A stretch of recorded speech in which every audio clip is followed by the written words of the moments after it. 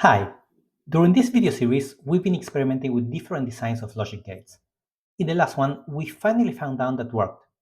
It satisfied every single one of our requirements, correctly computing the AND function and allowing compositions with other gates. I also mentioned that this design is typically called RTL, short for resistor transistor logic.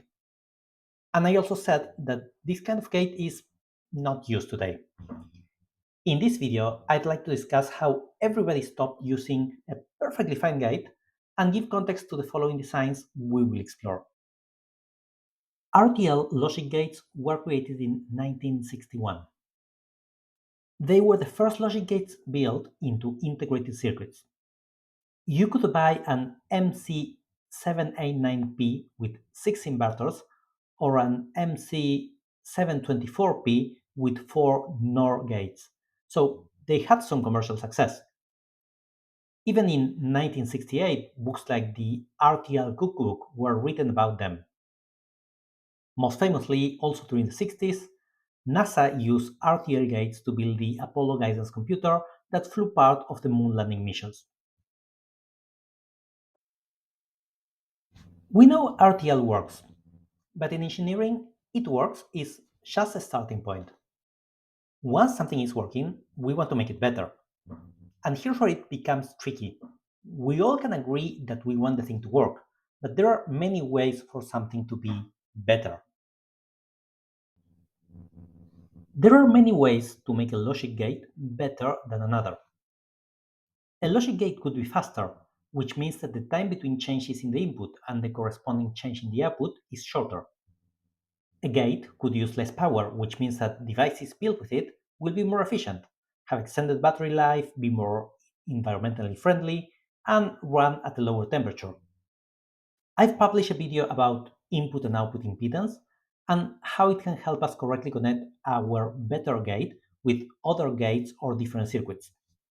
Another problem we have yet to discuss seriously is that circuits will pick up some noise from nearby circuits, variations of your power supply, the environment, etc. Our design has to emit signals that are interpreted correctly, even with some noise, but better gates will tolerate more noise. Something else that will make a gate better is if it's cheap. Another way to improve it is to make it small, which means it can fit smaller devices or allow you to cram more gates in a complex circuit. Depending on where the device you build is supposed to be used, you may want a gate more tolerant of extreme temperatures, outer space radiation, or clumsy learners who tend to misconnect things. And you can see this list growing very long, and it will never be exhaustive. But one last thing I'll mention that's important to make better gates is the fan-out factor. This refers to the number of inputs that a single output can drive without compromising the electrical properties of the gate. A bigger fan-out is desirable, making your components more straightforward to compose. As you can see, we may care about a range of aspects of a logic gate. Sometimes it's possible to make a change that improves several of these factors. If you use fewer components per gate, your gate will likely be cheaper and smaller, but sometimes a change that enhances some aspects will degrade others. For example, if you reduce the voltages, your gate will use less power, but transistors usually are slower at a lower voltage, and your gate will be less noise tolerant because there's more noise compared to your now smaller signal. These trade-offs are part of the practicality of gate design. Some of these aspects will be much more relevant to different applications, so there are many best solutions, each being the best in a different context. We can now evaluate our past RTL gate with this list. The fan-out of RTL gates is quite poor. The datasheets came with some complicated rules, but in typical cases, an output couldn't be connected to more than 3 inputs.